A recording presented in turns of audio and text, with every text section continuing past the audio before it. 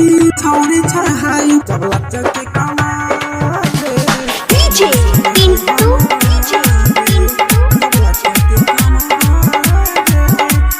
नमूना सहरसा जय मां सरस्वती रिकॉर्डिंग स्टूडियो सिवा। सुनो डीजे वाला भाई छौरी छहाई फाइल ले कर मोबाइल नंबर रे सुनो डीजे वाला भाई छौरी छहाई फाइल ले कर मोबाइल नंबर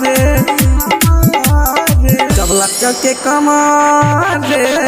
मन सन के हमारे जब लचक के कमारे दिल धड़ के हमारे छौरी छहाई जब लचक के कमारे मन सन के हमारे नमूना सहरसा दिल धड़ के हमारे डीजे पिंटू सुमित संगम जय मां सरस्वती रिकॉर्डिंग स्टूडियो सिवा।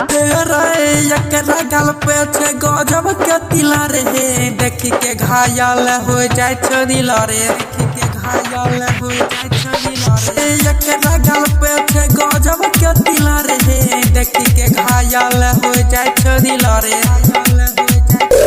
सबके चुए चलार छौरा छौरा हजार के कराब हकयो सवारे जब लचक के कमारे मन सोना के हमारे जब लचक के कमारे दिल धड़ के हमारे छौरी छहाई जब लचक के कमारे मन सोना के हमारे नमूना सहरसा दिल धड़ के हमारे मिक्स बाय डीजे सुमित संगम जय मां सरस्वती रिकॉर्डिंग स्टूडियो सिवा। राइटर दीपक के पगला हबै छे छौरिया है सुबोध यमित के बोला हबै छे छौरिया है सुबोध यमित के बोला हबै छे छौरिया भैया रे राइटर दीपक के पगला हबै छे छौरिया है सुबोध यमित के बोला हबै छे छौरिया रे बोला बे अबे पास बहाना ले बैठास संग में सुमित के एते बाजे जब लचक के कमारे मन सन के हमारे जब लचक के कमारे मन सन के हमारे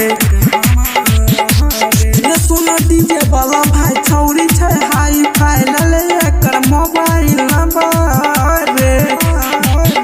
सुनो डीजे वाला भाई छौरी छहाई फाइल ले कर मोबाइल नंबर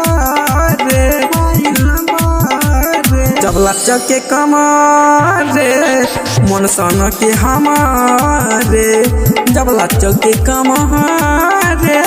दिल धड़ के हमारे दिल धड़ के हमारे जय मां सरस्वती रिकॉर्डिंग स्टूडियो सिवा।